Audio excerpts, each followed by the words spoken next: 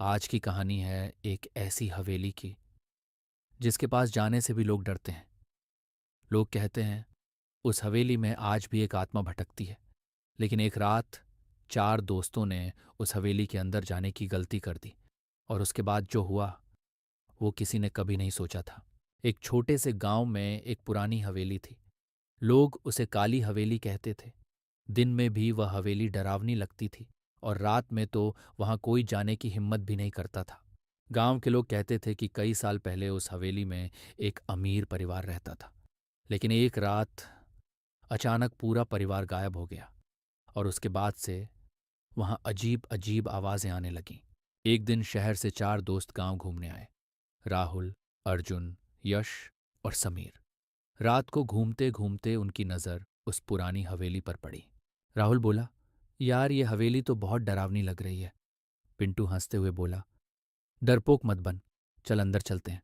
तभी वहां एक बूढ़ा आदमी आया। वह बोला, बेटा उस हवेली में मत जाना। वहां जो जाता है वो वापस नहीं आता। लेकिन दोस्तों ने उसकी बात को मजाक समझ लिया। उन्होंने तय किया कि रात 12 बजे वे हवेली के अंदर जाएंगे। रात होते ही चारों दोस्त टॉर्च लेकर हवेली की तरफ बढ़ने लगे। जैसे ही उन्होंने हवेली का गेट खोला, गेट की आवाज सुनकर उनके शरीर में सिहरन दौड़ गई। हवेली के अंदर हर जगह धूल थी। दीवारों पर जाले लगे थे और ऐसा लग रहा था जैसे कई सालों से यहां कोई नहीं आया। अचानक ऊपर से आवाज आई, थक थक थक। समीर डरते हुए बोला, ऊपर कोई है क्या? चारों दोस्त धीरे धीरे सीढ़ियां चढ़ने लगे। उनके दिल की धड़कन तेज हो गई थी। ऊपर एक कमरे का दरवाज़ा थोड़ा सा खुला हुआ था। राहुल ने धीरे से दरवाज़ा खोला। कमरे के अंदर एक पुराना आईना था। जब चारों दोस्त आईने में देखने लगे तो उन्हें अपने पीछे एक लड़की की परछाई दिखी। चारों तुरंत पीछे मुड़े, लेकिन वहां कोई नहीं था। अचानक कमरे का दरवाज़ा जोर से बंद हो गया। पूरा कमरा अंधेरे में डूब गया। तभी एक धीमी आवाज़ आई, तुम यहाँ क्यों आए हो? टॉर्च की रोशनी में एक सफ़ेद कपड़ों में लड़की दिखाई दी। उसके लंबे बाल थे और आंखें लाल चमक रही थीं। चारों दोस्त डर के मारे भागने लगे। भागते भागते उन्होंने दीवार पर एक पुरानी फोटो देखी।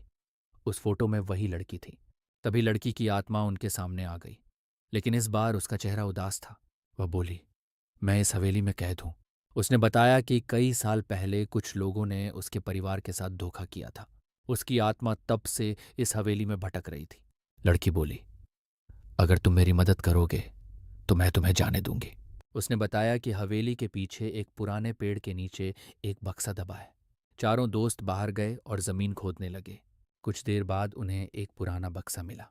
जब उन्होंने बक्सा खोला तो उसमें एक पुरानी डायरी थी। डायरी में उस रात का सच लिखा था। जैसे ही सच सामने आया, तेज हवा चलने लगी और लड़की की आत्मा धीरे धीरे आजाद हो गई। लड़की बोली, धन्यवाद, अब मैं आजाद हूं। और वह हवा में गायब हो गई। लेकिन गांव वाले आज भी कहते हैं, कभी कभी आधी रात को उस हवेली की खिड़की में एक परछाई दिखाई देती है।